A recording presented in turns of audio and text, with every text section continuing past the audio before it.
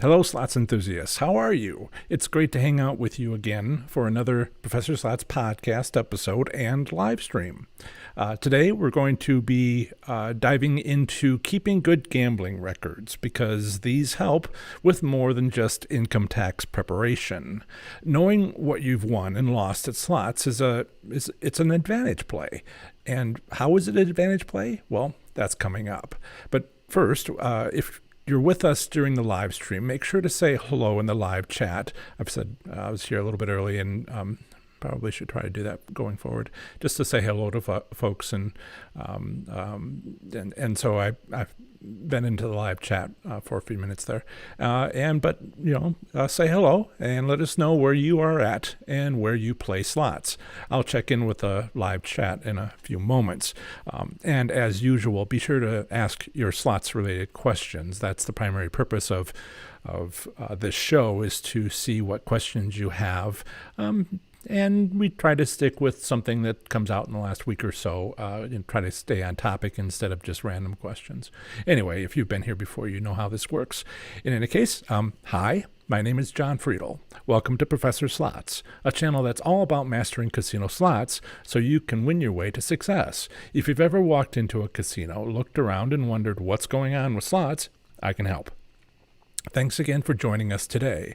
Whether you're listening on the podcast, watching this video later as a recording, or here with us on the live stream at noon Eastern Time each Saturday, I'm glad you're all here.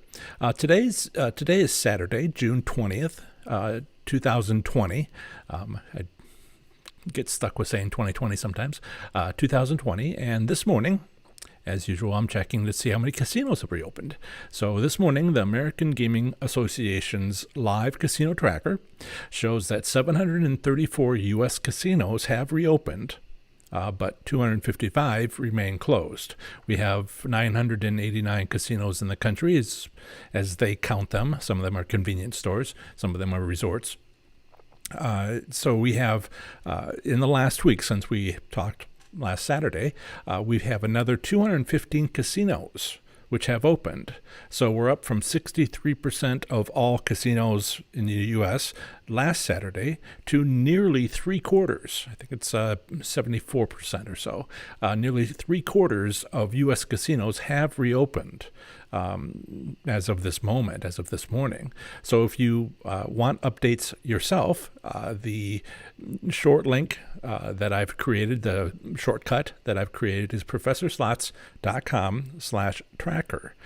If I were to give you the AGAs, I'd still be speaking / this and period that for quite some time. So I've given you a shortcut that makes it convenient. Doesn't go to my website. It goes directly to AGA's tracker, professorslots.com/tracker for your convenience. When I looked at the casino tracker this morning, I saw they'd added a graph beneath the map of the U.S., which is primarily where I've been looking. Has anyone else seen that before? It's a plot showing the number of open casinos every day since March 1st, beginning of the month when we started seeing the closings. The red line is for tribal casinos, and the blue line is for commercial casinos. It's not really a blue, it's a light blue. You might even say it's a teal. It's interesting how tribal casinos closed last and opened first. Not all of them, just more so than commercial casinos. Most recently, they're like the last time they updated it last night for that plot, it shows an equal number of open tribal and commercial casinos, 359 each. I thought that was interesting that we're even.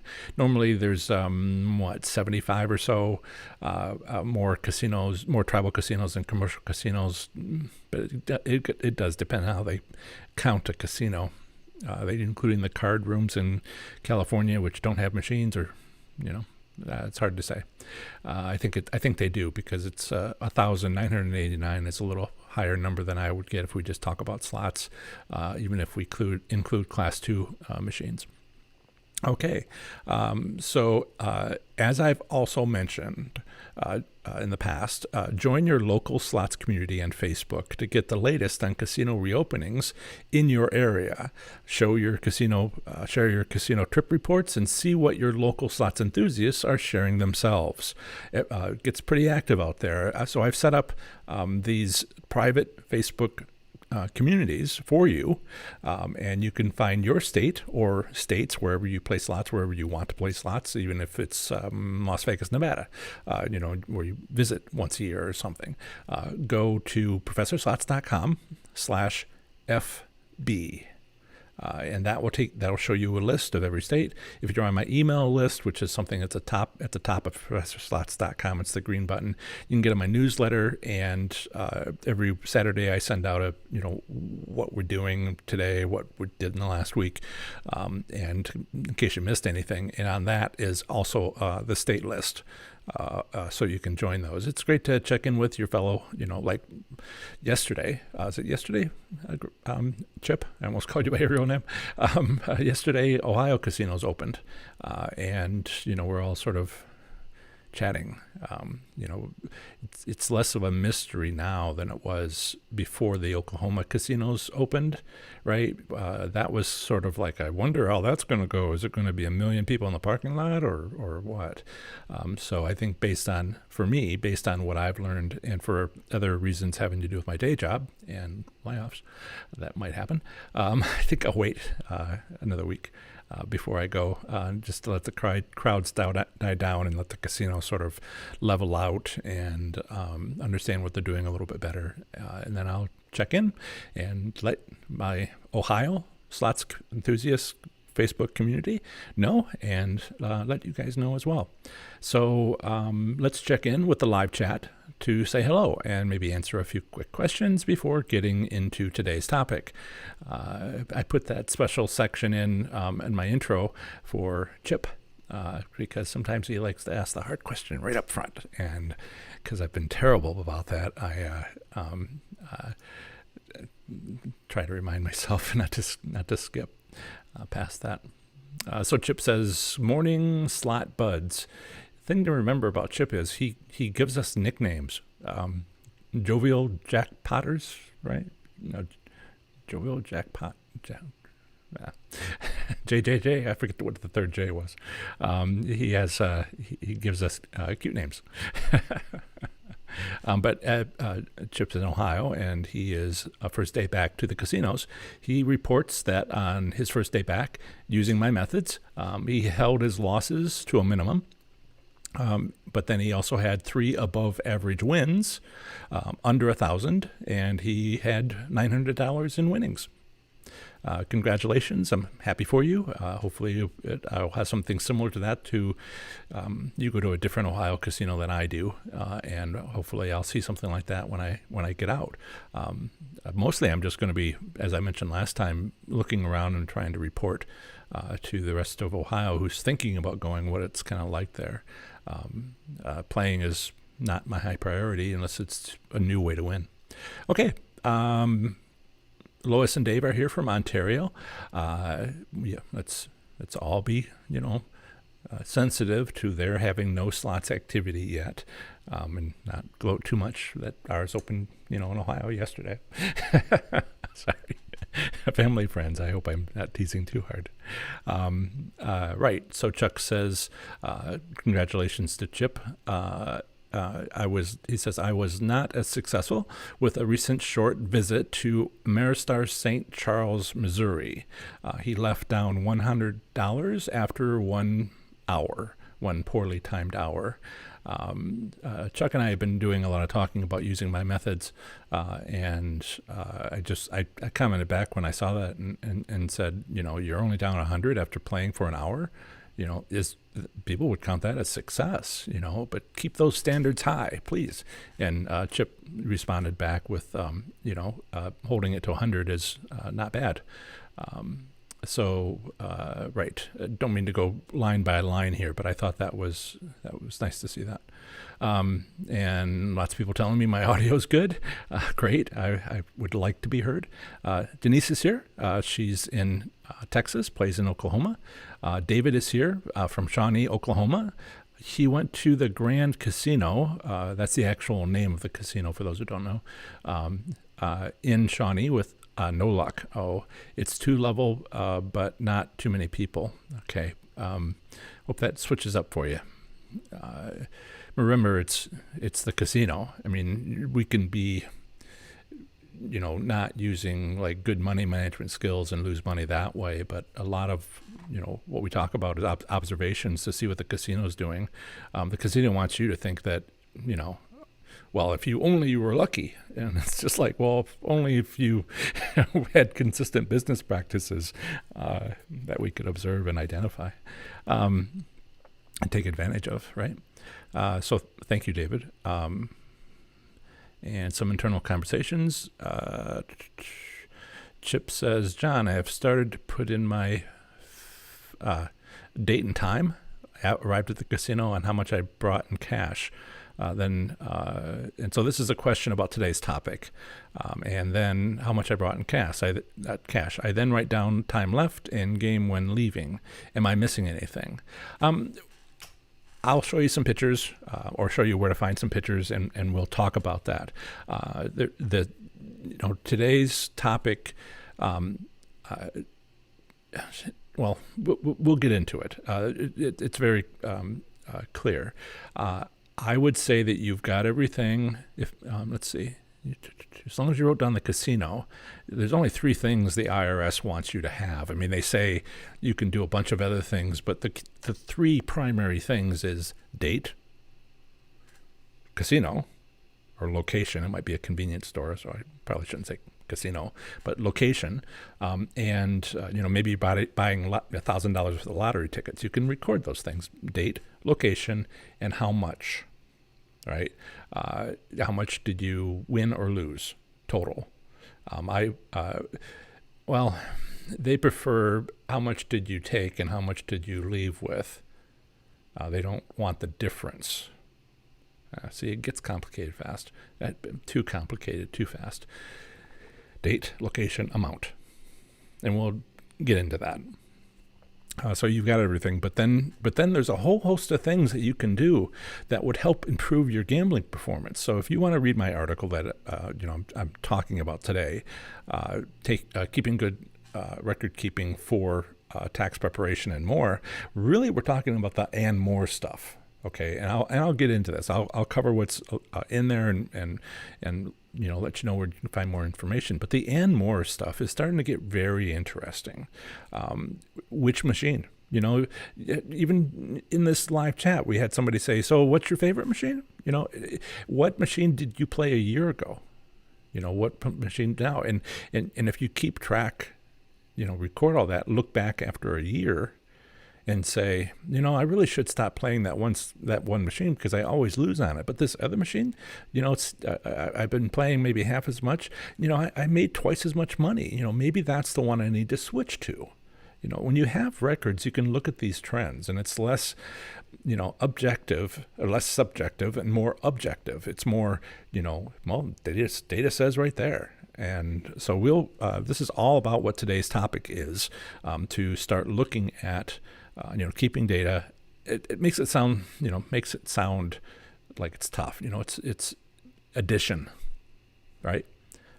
Hopefully more addition than subtraction, right? Math jokes.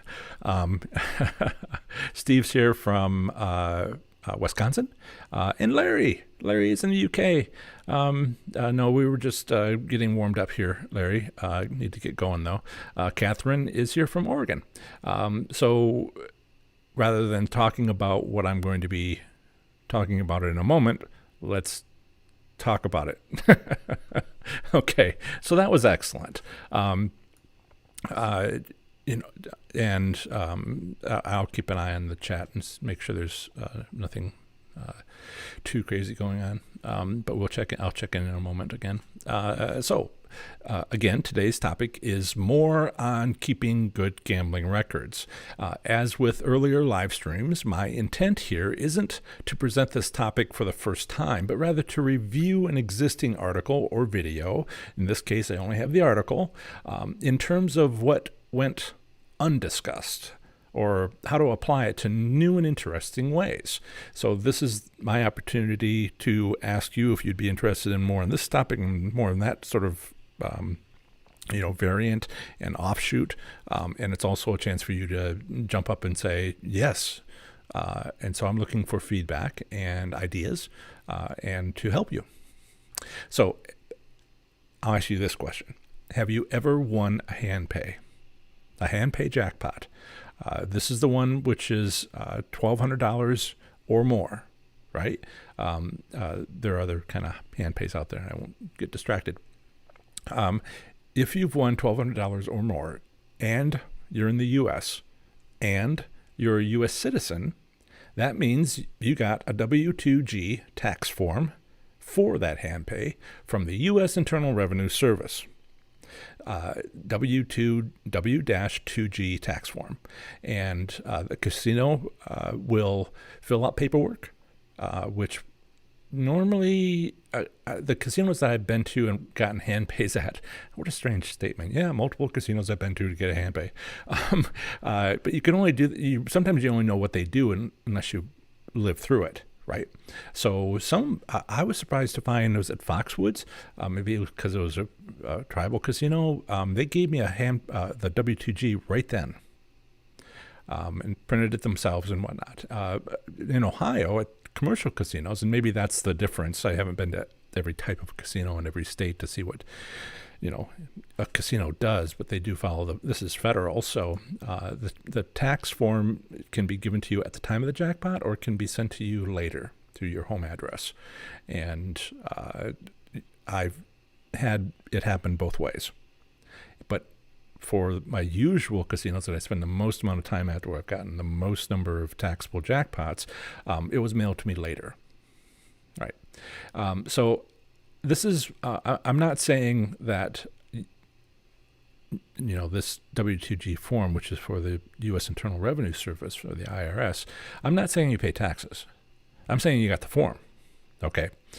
This is you get the form when you won $1,200 or more. So let's talk a little bit about taxes, right? I want to briefly cover what the article is about. And the article is in the show notes, in the description for this video, as well as some of the other links I'm going to talk about. And that's where you can find those. I've stopped putting them in the live chat because it slows down the conversation. And there's technical difficulties besides. Let's talk briefly about what's in the article having to do with how does the income tax deduction work? And so if it's $1,200 or more, there is an automatic income tax withdrawal from your winnings at the time of the win for state and local, and federal is optional. Okay, so let's just talk about federal. Federal is optional. You can say, no, I don't want any federal taxes taken out. Okay, or you could ask for federal taxes taken out. But now state income taxes depends on the state. Like Nevada doesn't have them. Income taxes on gambling in Nevada. So there is no withdrawal, no automatic withdrawal, because they just don't have them. Now, there's a third income tax, and this one is automatic. But it depends if your casino has it. This is not your residency. It is your casino's residency, right? In Cincinnati, downtown is, what's the current name of it? It was Jack's Cincinnati. Before that, it was Horseshoe Cincinnati. And now it's, is it Hard Rock? I don't think they put the signs up yet. Hard Rock Cincinnati. They've changed ownership, but it takes 6 months to get the signs and whatnot. So, they are downtown. And they have city taxes. I happen to know because I have more than proof of that. Many, many taxable jackpots from that casino. But there's one just outside of town at the racetrack along the Ohio River, a little bit to the east, where they're outside of city limits and for Cincinnati, but they're also not inside city limits for their local city. So there is no local income taxes at that casino. And so your casino, is it in town? And if it's in town, does it have local taxes? And if there are local taxes, is it 2%, 1.2%, 2.1%? You might be able to look it up if you're better than I am at taxes. But, if you get a hand pay, then you can see how much they pulled out. And so we have these three taxes. And what what I have found is when I win again is to, it's because I got a bigger tax refund.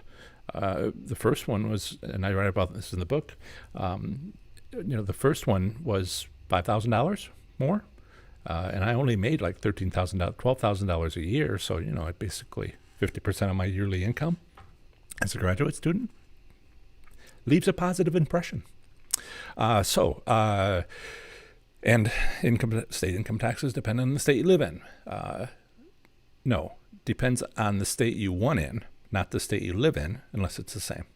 Local income taxes are the same. Whether or not local taxes are state or local taxes are withdrawn at the time of the win depends on the location of the casino and not your residence. So state and local income taxes are automatically withdrawn at the time of the win. If they exist at your casino, this withdrawal of state and local taxes is not optional, assuming there is any. However, paying federal income taxes at the time of the win is optional, but that's only at the time of the win. It's not never. So the reason I asked a moment ago if you ever won a taxable jackpot was because you've been through this, okay? Whether you wanted to be through it or not. Many of you have not yet won a taxable jackpot, so how would you know about this unless you saw this live Q&A session? And I want to repeat that. Many of you have not yet won a taxable jackpot. That's right, yet. Yet is because my job is to help you improve your slot machine gambling performance. That means if I'm successful enough that you'll start having the joy of taxable jackpots. And all of us who have won a taxable jackpot had a crash course in the taxes.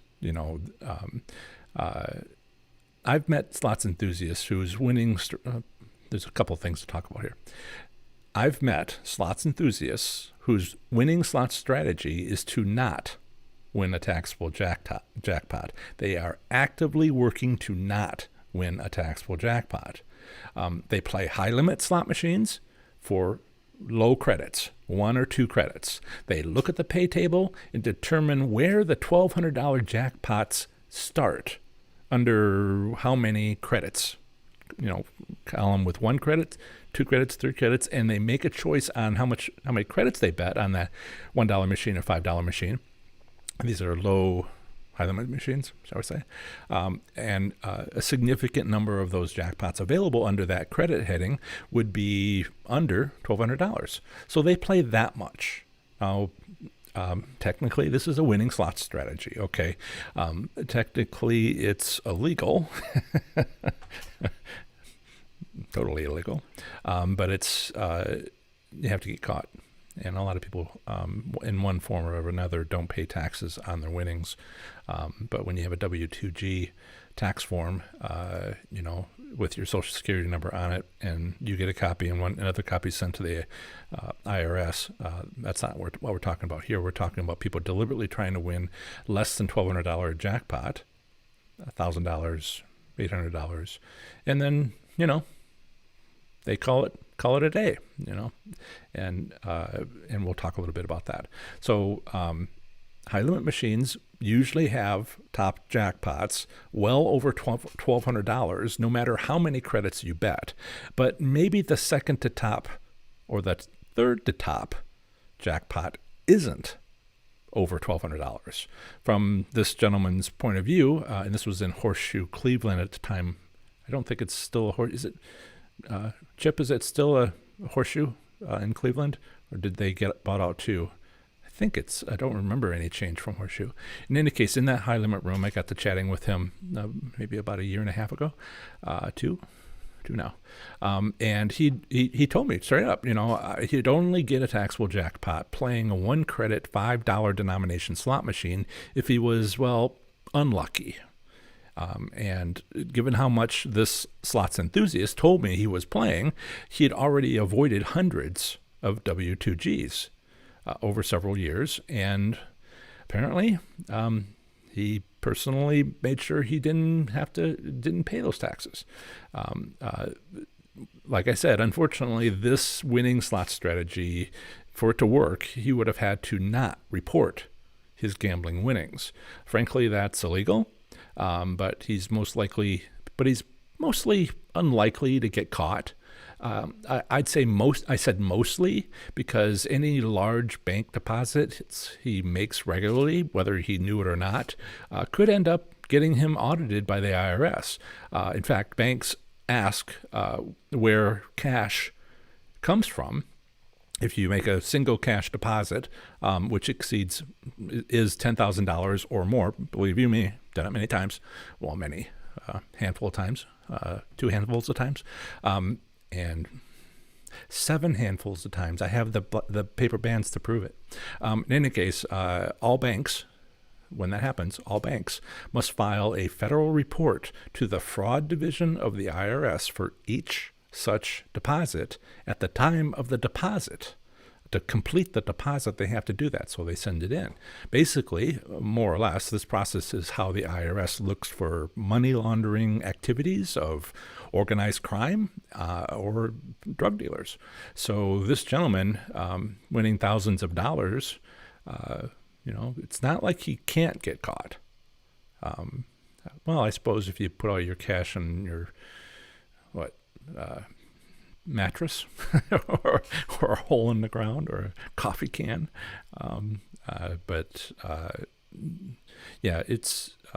So I don't recommend this slot strategy. It's illegal and fraught with personal risk. Yet people do it to a greater or lesser degree. But let's get back to the joy of your very first taxable jackpot. I've sat next to other slots players, slots enthusiasts, when they've won their first hand pay. One time, a player hit the voucher out button. They won, hit the voucher out button, stood up, started to leave while grabbing for the voucher ticket, which she was surprised to see wasn't being printed. The slot machine had locked up, and that's what you do when you have a hand pay, it locks up. For photos of what that looks like, there's plenty of them on, for instance, Oklahoma Slots Community or on Facebook, or the Washington one where a lot of people are showing that. Actually, a lot of the groups are showing their wins, and this shows the call attendant sign and, the size of the jackpot. Anyway, the slot machine locked up, and that's what it does, and even says so on the screen, but in the hurry of this slots enthusiast, she hadn't noticed that. So I have mentioned, I've mentioned this story in the past. That's because goes something along the lines of that I was helpfully explaining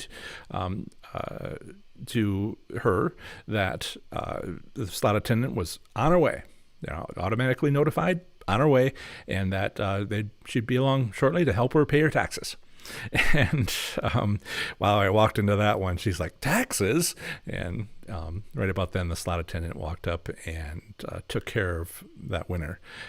Not to change today's topic, but please remember to tip your slot attendant whenever appropriate, perhaps with something from your hand pay winnings, not just for all the aggravation that they have to put up with by having that job. If you only get hundreds from your hand pay, which is likely to happen, $1,200, if there's no taxes, it's, $1,200 bills, you can ask for her to change it. She has a pocket full of cash or a belt pouch full of cash, and give her a 20 or whatever you decide. But I seriously think that for the aggravation, they should be tipped. So let's say you've won your first hand pay jackpot. Woohoo, great. Enjoy that. That first one is usually the memory of a lifetime. It certainly was for me 16 years ago on April 3rd at 10 a.m. on a sunny Saturday when I won a $1,250 taxable jackpot, my first. I barely remember my second one about 50 minutes later for $4,000. It's just a little memory. I hope you appreciate my sense of humor. I'm trying so hard. You win. The machine locks up. A slot attendant shows up with a belt pouch full of cash and a pad of paper.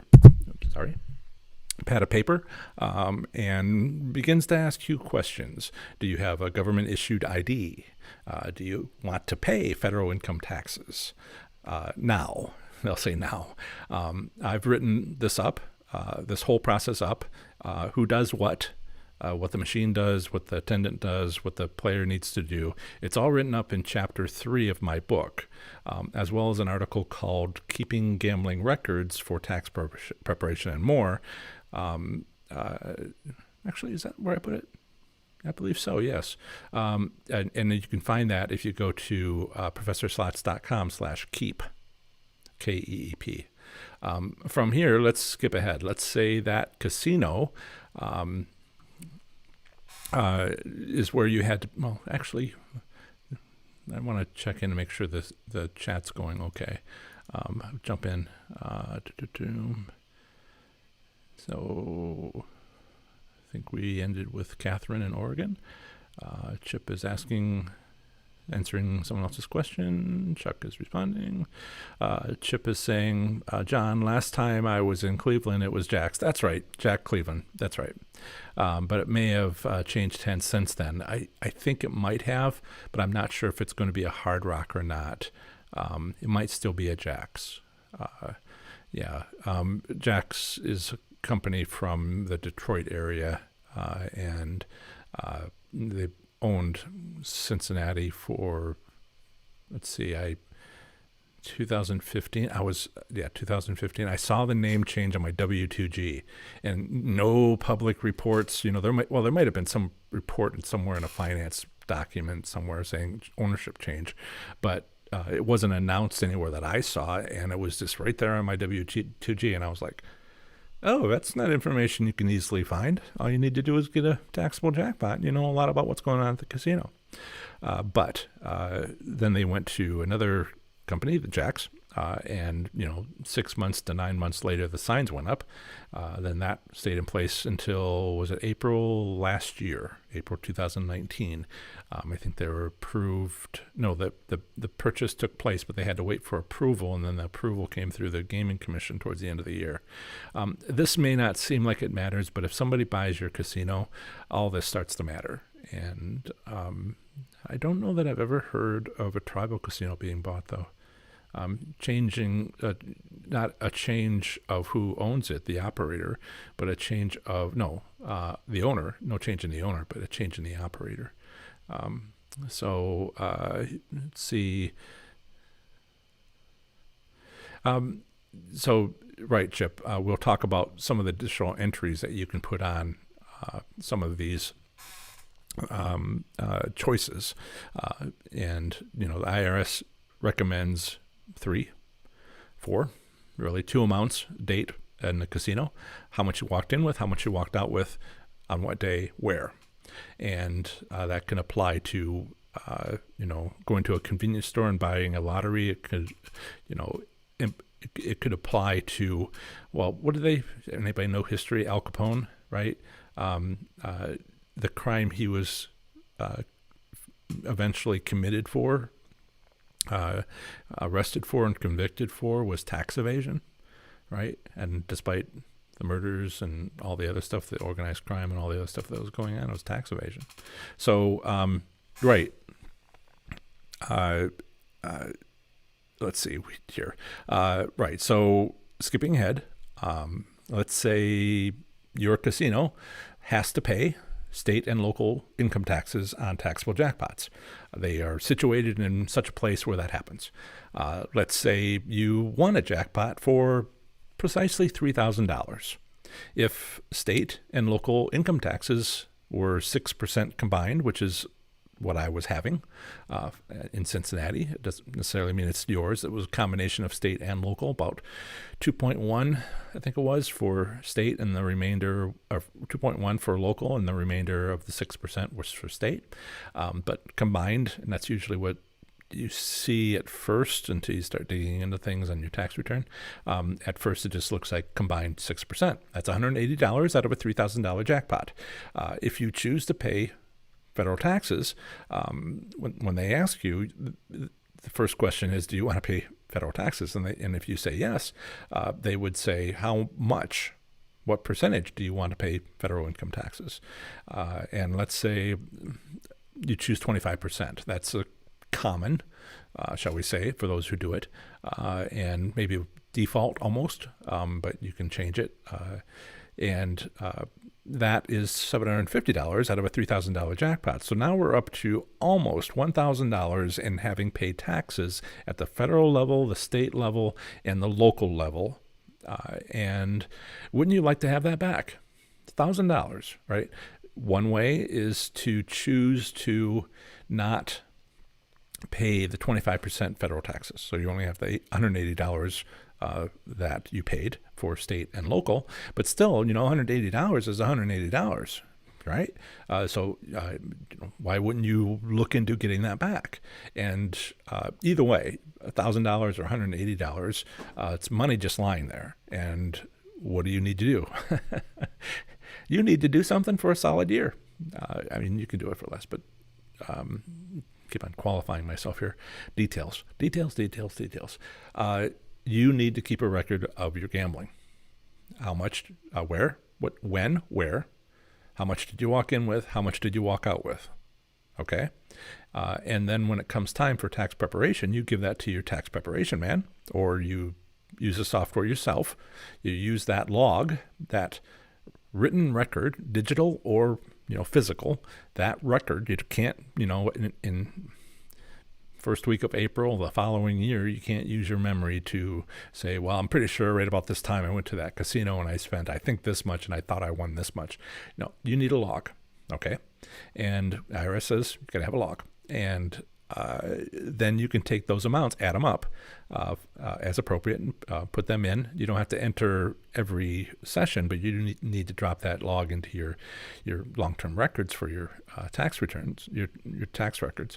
But you do need to do things like add up totals for the year.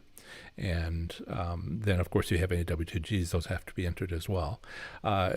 But let's talk about how to get back as much as possible. I would hope that whether it's $180 or nearly $1,000, that's just one taxable jackpot of $3,000. Okay, I had what, $190,000?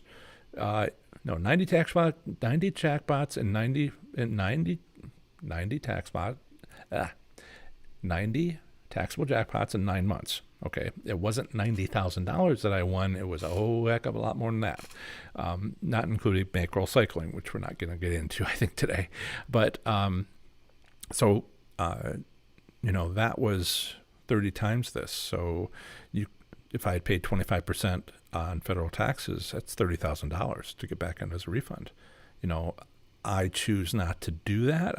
Typically, for me, I will maybe do that on a couple of them. If I'm winning a lot of hand pays, I might do it on a couple of them, because sometimes I get a little bit worried about having a big tax bill necessarily. But if I pay a couple of $1,000 on early jackpots for the year, I'm sort of got a buffer to work with, and I'll get it back.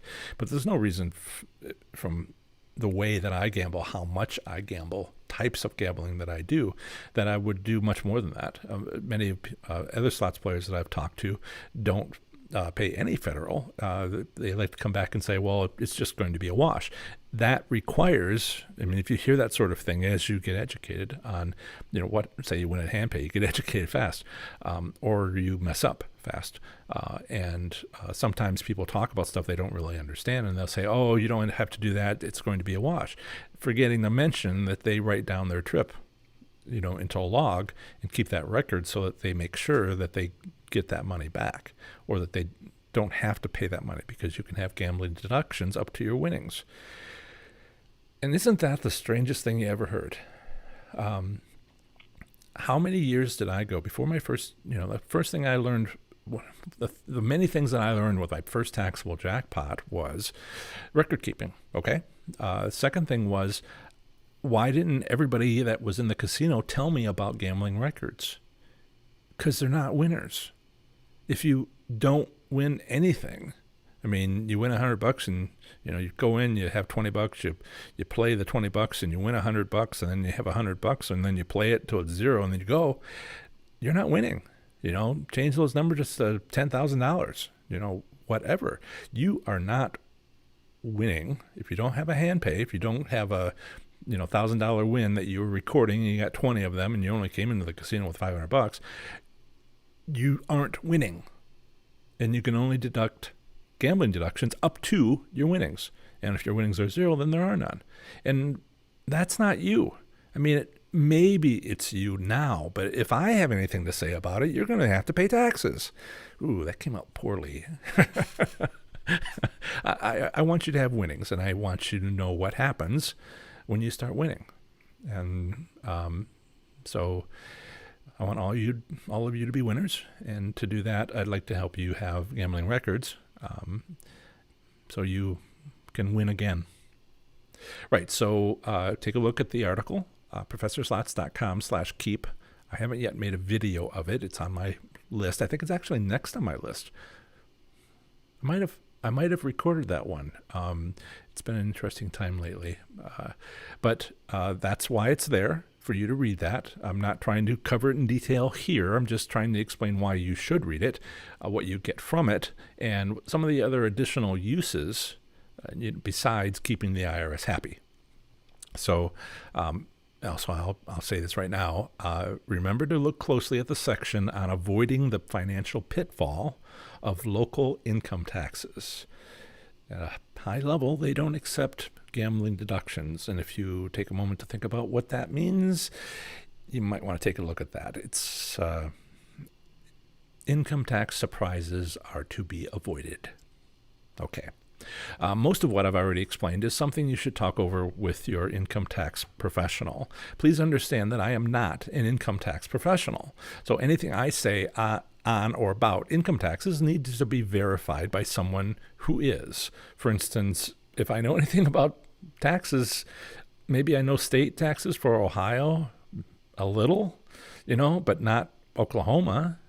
So I am not your expert on tax. I'm not your your professional tax preparation expert. You need to have somebody local, at the very least. And otherwise, these concepts that we're talking about here, I have personal experience at them, and I've also gone over helpful resources on the IRS website. Now, I did this with you, those of you who have been here for a while, either on the live stream, YouTube, or even on the podcast episode, know this, all right? I even had some videos on some screen captures on the video. I did this previously, January 4th, 2020, okay? If you are currently, if you are listening, yes, you are listening on the podcast, I went over it in podcast episode number 72. On YouTube, it was January 4th. So I put, there's a link for it. I think I should be able to just drop this into the live chat, and I'll make sure that it's available later for if the people on the podcast wants to see the video, then I'll make sure that's in their show notes, and I'll also drop it in the description for this video so you have that and you can jump back to it. Maybe might be a better way to put it at the end of this video so it automatically starts in the next one. Efficiency. What we need to talk about instead of just reviewing the article that you can read in the prior video that you can watch or listen to, it's more than what's in that post video or podcast episode. We need to talk about how to make how to take good gambling records. And Greg, we're narrowing, Chip, we're narrowing in on some of your questions earlier. So we need to talk about taking not just gambling records, but good gambling records, and not just gambling records for the IRS, but gambling records for us to help us win more. So the kind that will help us improve our gambling performance, the kind that would help us win more and more often. Remember, it's a cumulative effect. You find the best casino. You find the best candidate slot machines. You find the best money management tools. You make choices, all of which improve your odds slightly, and together it's significant. And the whole process from start to end. And so gambling records is part of this to help you be even better. So I recommend, I was lucky when I won my first taxable jackpot because I kept gambling records. It wasn't for tax preparation because I didn't yet even know about that, but rather so I could understand what was happening while gambling. I still do that, and that's what I recommend that you do, very much so. In my book, I recommend 4 ways to keep gambling records. If you have the ebook or the softcover, then look at the tables in Chapter 10. Owners of my new audio version of Learning to Win, link in the description and show notes, that came out only a week ago and it's doing great. That doesn't have photos, right? So what I did was I created a page on my website called professorslots.com/forms. FORMS. If you go to the bottom of that page, professorslots.com/forms, you'll find 4, there's every image in the book is on that page, but the last 4 images are 4 tables right at the bottom. Table 10-2 is the minimum records. Do I need to drop that? I can't put, this is one of the links I can't put into the notes, but it should be fairly straightforward. professorslots.com/forms. Table 10-2, 4th from the bottom, is the minimum records the IRS recommends you keep for income tax preparation purposes. This is the date, location, amount spent, and the amount of take-home. Also included is an entry for a complimentary gift that you might have got. Description, electric skillet, right? And what it would have cost if you had bought it yourself, right? Fair market value, I believe it's called. So that would be, a gift that had monetary value, and that's taxable. I know we don't want to pay taxes, but it turns out to be to your advantage. You can get all that back and, pay taxes. I won't get into being a citizen of the great United States and our obligations. Get away from patriotism necessarily. So also included is this complimentary gift column. But if in the table 10-2, if you go to the one below it, 10-3, and 4 and 5, the last 3, these tables have those basic entries, like the time of the win, but it also has more, like the time of the win and which machine it was won on and how much income taxes were paid, and it also mentioned complimentary gifts. But I think this is where Chip had his question, not the complimentary gifts, but there are, if you've read my book, if you've read enough of my articles, I have winning slot strategies, and some of them involve, when were you at the casino? Was it a holiday? Was it after a holiday? What time was it? Was it in the morning or if you just put the date in, you don't know if it was, unless you remember, you don't know if it was 5 o'clock in the morning or 5 o'clock in the afternoon. And if you want a taxable jackpot, some of my winning slots strategies, which depend on casinos' business practices, depend on having that knowledge a week later. So I have a place to record it if you are following my slot strategies and want to do more than the minimum requirement from the IRS. So I have tables that include places to put in information you need to try this winning strategy or that winning strategy.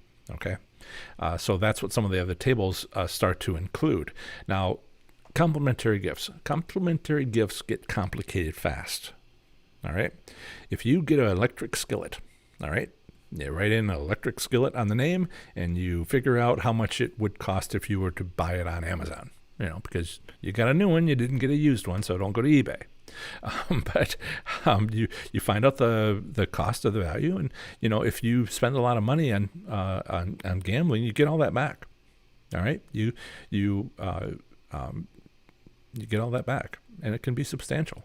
So the reason why comps can get complicated is, what if they give you a 4-day, 3-night trip to Las Vegas? All right. Paid for your hotel room, paid for the airfare. What about that show you went to? What about that meal that was comped? What about the other meal and the other meal and the other meal and the other meal and the other meal? How many meals? 3 meals a day, 4 days, right? So you get to have like more than you can put into a single line entry for a casino. And so I created a separate table with the date, location, and actually just the date and, the date and the comp and the cost. You're on a cruise and you do all these things and et cetera, and the casino is paying for this, that, and the other thing because it's part of the comp. Then you need to keep track of it, and I want to make it easy.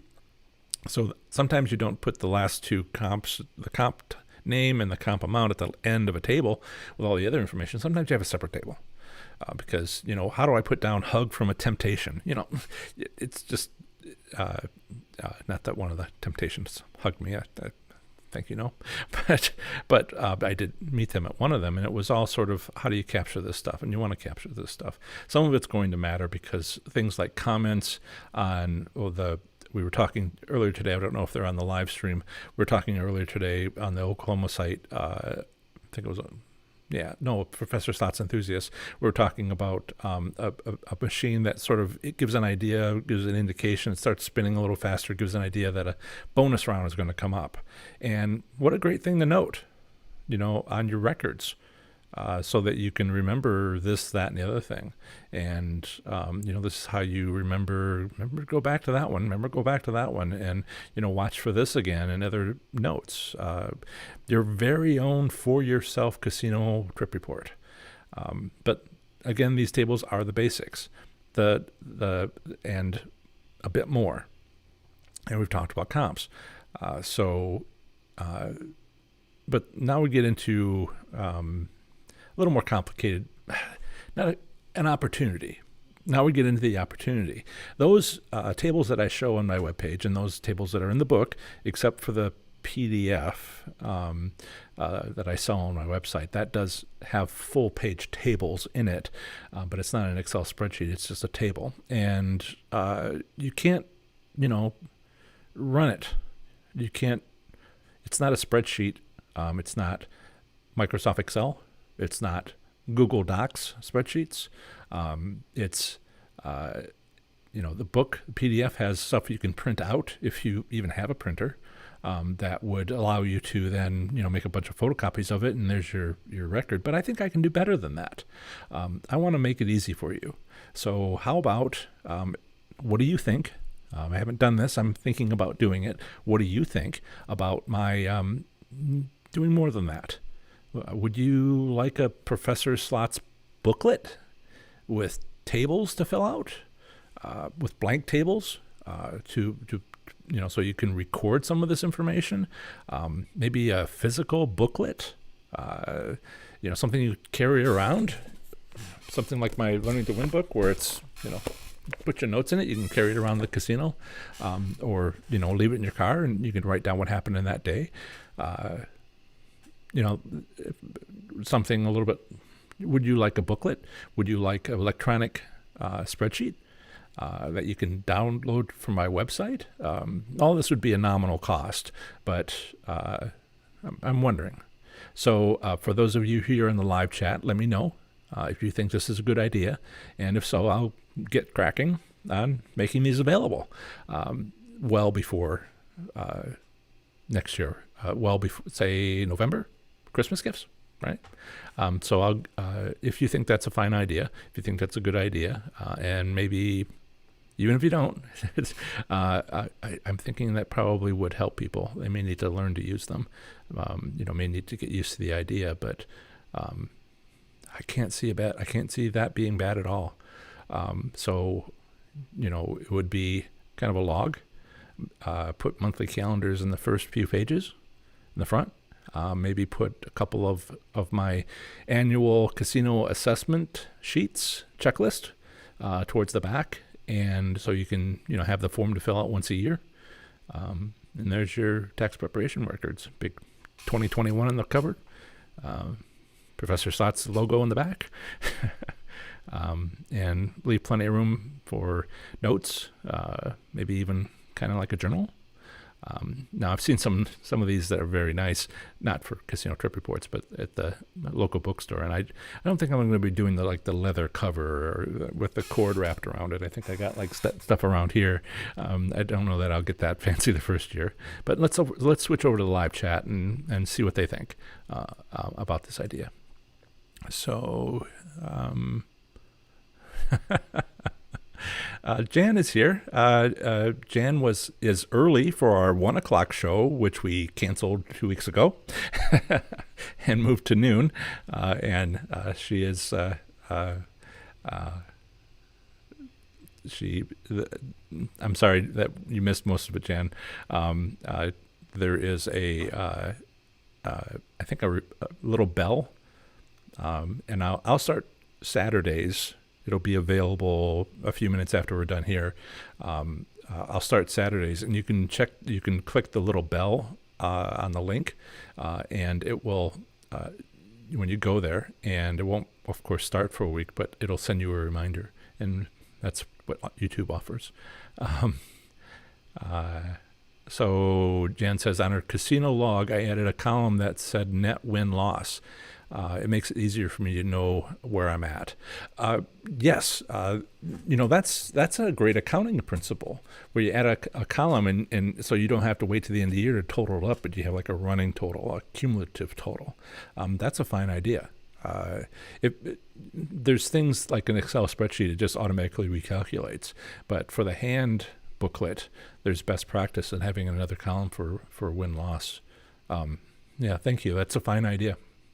Don't want to take too much time here, but it's such a fine idea. It's going to get written down. Okay. So Chip says it would be nice for you to have an app that we could buy for our smartphone. I do.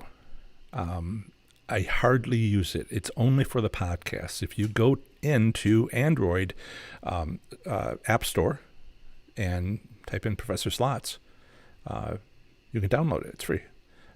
Also, if you're iPhone, Professor Slots on the Apple Store, and you can download it. I am only using it currently for podcast episodes, but I am allowed to put in documents, right? But that doesn't quite get you where you need. I need to make do you have Excel spreadsheet? Do you have Excel on your phone? And would it be big enough window to even, I got to figure out what's practical. There are some options there for electronic. And I think I'm much further along in the booklet idea. Gambling diary. I don't want to put all the bells and whistles into it, but having a section for notes, I found that incredibly helpful to win more. And another extra half page, and that makes it a journal. And this sort of, I count jackpots and I count amounts and I count win-loss and I count this and the other thing. And I did that for a year and it wasn't enough. I was trying to figure stuff out and I was like, well, some of my nebulous thoughts about, seems like there's a taste every 5 pull, it became something later and I just needed to sort of capture what I was seeing. So later on I could say, I've seen that like 10 times. That's something. I should look into that.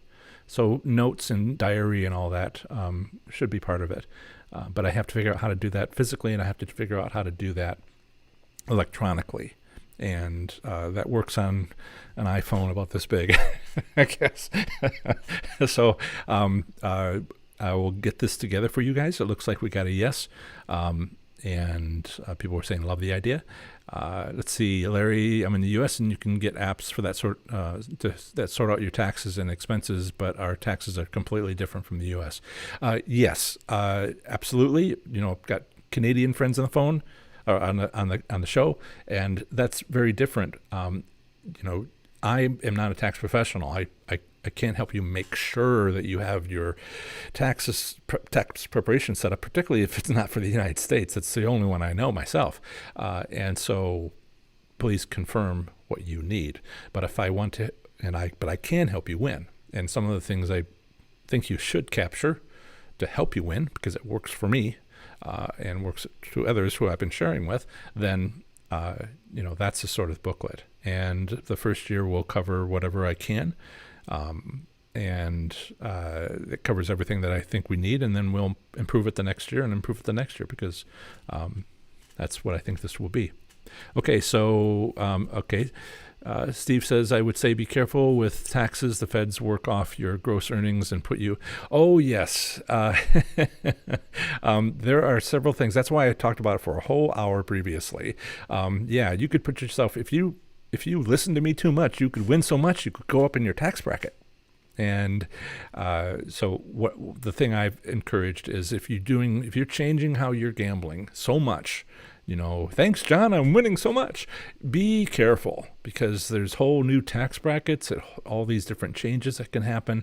And as long as you have an idea what's coming, then you should be fine. I won $185,000 cycling bankrolls in the last 6 weeks of 2013. And I thought, if I'd been doing that the whole year, it would have been millions. I wonder what my taxes would have looked like.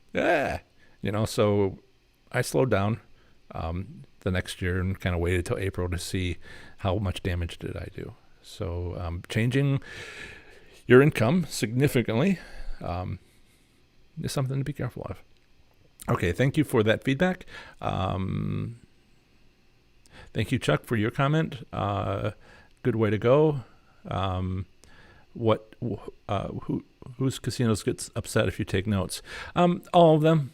But if you do it on an electronic device, in some states that's a felony. In a physical book, you're using an electronic gambling device for who knows what, and it's a felony in Nevada and some other states. But if you use a physical booklet, they'll just ask you to stop.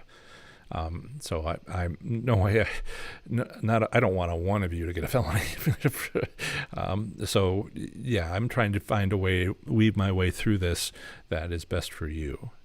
And as much as I love the idea of everybody talking about an app, no way I want anybody to get in trouble. So we will see if that actually pushes forward. Yeah. Let's see. Yeah, thanks. Jan put the podcast in her phone as a reminder. Oh, yeah, did you see my pillow? I got the shirt. Slots. I'm a slots enthusiast. Some of my stuff that I've been ordering has started to arrive. Jan mentioned she likes the pillow. She has just one just like it in orange. Thank you, Larry. Larry says, interesting show today. Lots of it doesn't affect you. Yes, I can imagine. You should tell me sometime what UK taxes are like. I almost got my first job there, and I was like scratching my head as I went off to the next job offer. Okay, so and great show. Everybody's saying. So thank you so much, everybody, and you guys have fun. Be safe, make good choices.